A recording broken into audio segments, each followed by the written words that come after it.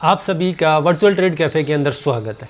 अब आज के वीडियो के अंदर हम मेनली बात करने वाले हैं कि जो सीपीआई डेटा आने वाला है, यानी ये जो वीक है इसके अंदर जो डेटा आ जाएंगे वो डेटा मार्केट को किस तरह से इम्पैक्ट करेंगे और उनकी वजह से मार्केट में हमें क्या पॉसिबिलिटी देखने को मिल सकती है। और ये डेटा की वजह से सितंबर में जो एफएमसी की मीटिंग होने वाली है उस मीटिंग के अंदर जो रेट है उसके ऊपर किस तरह से इम्पैक्ट हमें देखने को मिलेंगे। वॉर की सिचुएशन छिड़ी हुई थी, उसका क्या अपडेट है और टेक्निकल एनालिसिस भी इस वीडियो के अंदर हम डिस्कस करने वाले हैं। तो सबसे पहले 12 अगस्त को जो डेटा आने वाला है वो आएगा सीपीआई डेटा। अब सीपीआई डेटा को एक तरह से आप लोग मान सकते हो कि वो एक इन्फ्लेशन है, मतलब कि महंगाई है।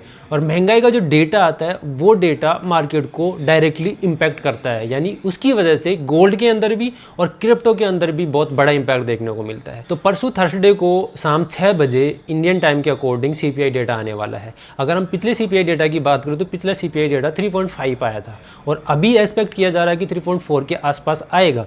अगर 3.4 से कम आता है तो वो मार्केट के लिए बुलिश होगा, क्योंकि उसकी वजह से सितंबर के अंदर जो एफएमसी की मीटिंग होने वाली है उसके अंदर रेट कट के चांसेस बढ़ेंगे।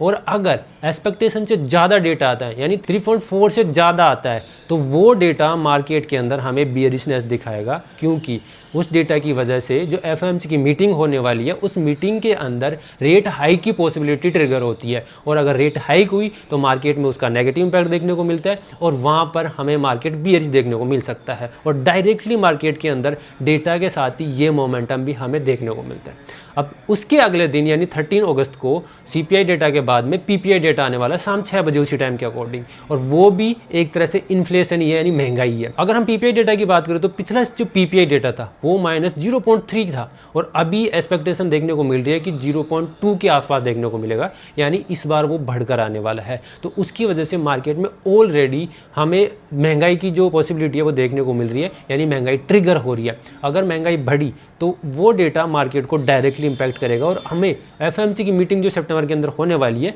उसके अंदर रेट हाइक की पॉसिबिलिटी या अनचेंज की पॉसिबिलिटी हमें देखने को मिल सकती है।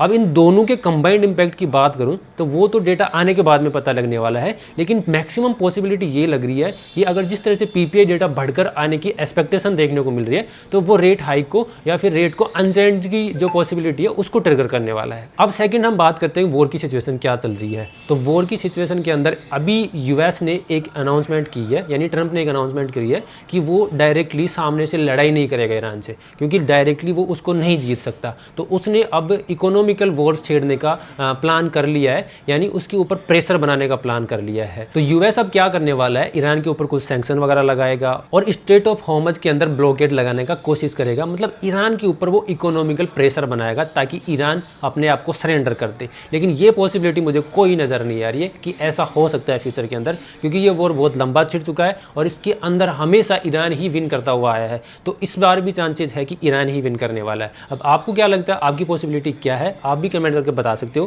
कि ईरान जीतने वाला है या फिर यूएस जीतने वाला है।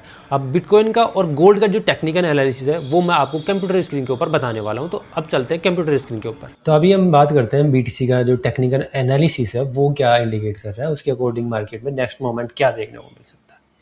अब आप बीटीसी को डेली टाइम फ्रेम के ऊपर देखोगे तो बीटीसी यहाँ पर एक अप ट्रेंड के अंदर हमें देखने को मिल रहा है। यहाँ से अप ट्रेंड शुरू हुआ था और यहाँ तक हम अप ट्रेंड के अंदर देखने को मिला, और उसके बाद में यहाँ पर हमें लगा कि बीटीसी डाउन ट्रेंड के अंदर जाएगा, लेकिन वापस से बीटीसी ने जो स्विंग हाई था उसको ब्रेक कर दिया है। और यहाँ पर ब्रेक करने के बाद में अब जो मैक्सिमम पॉसिबिलिटी है बीटीसी को लेकर वो यहाँ से बुलिश की हमें देखने को मिल रही है।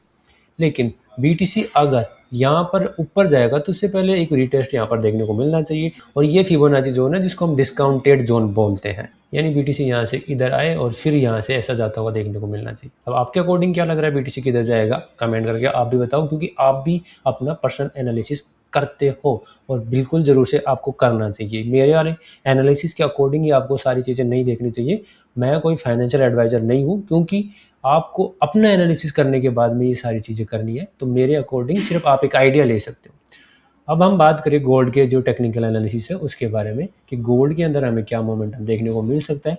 तो गोल्ड के अंदर भी मैक्सिमम पॉसिबिलिटी तो मुझे यही नज़र आ रही है कि गोल्ड यहाँ से बुलिश देखने को मिलेगा, क्योंकि गोल्ड ने जो स्विंग हाई बनाया था डेली टाइम फ्रेम के ऊपर और डाउन ट्रेंड के अंदर था, वो स्विंग हाई यहाँ पे था। अभी गोल्ड ने स्विंग हाई का ब्रेकआउट तो नहीं किया है, मतलब अभी कंप्लीटली बुलिश यहाँ से नहीं हुआ है, लेकिन गोल्ड के अंदर अगर हम फिबोनाची लगाए इस वाले लो से लेकर इस वाले हाई के आसपास का, तो यहाँ पर जो डिस्काउंटेड जोन होता है वो ये जोन होता है। इससे गोल्ड के अंदर मोमेंट आ चुका ऑलरेडी। अभी गोल्ड ने इस डिस्काउंटेड जोन का ब्रेकआउट कर दिया है, और ब्रेकआउट करने के बाद में गोल्ड की जो प्राइस है वो अभी हमें $4350 के आसपास देखने को मिल रही है। और ये जो प्राइस है $4380 के आसपास की, ये प्राइस को अगर ब्रेकआउट हो जाता है, जिसकी पॉसिबिलिटी मैक्सिमम मेरे को लग रही है, तो गोल्ड के अंदर हमें यहाँ से फिर एक बुलिश साइड का मोमेंटम देखने को मिल सकता है। मैक्सिमम पॉसिबिलिटी ये देखने को मिल रही है। आपके टेक्निकल्स के अकॉर्डिंग क्या पॉसिबिलिटी नजर आ रही है वो भी आप कमेंट करके बता सकते। तो आज का वीडियो आपको काफी शानदार लगा होगा। अगर वीडियो अच्छा लगा तो वीडियो को लाइक से कमेंट करना बिल्कुल मत भूलना, और अपने दोस्तों के साथ में जरूर से शेयर करना, क्योंकि ऐसा टेक्निकल एनालिसिस आपको हर जगह पे नहीं मिलेगा, यहीं पे देखने को मिलने वाला है। तो ठीक है, मिलते हैं नेक्स्ट वीडियो में, तब तक के लिए जय श्री राम।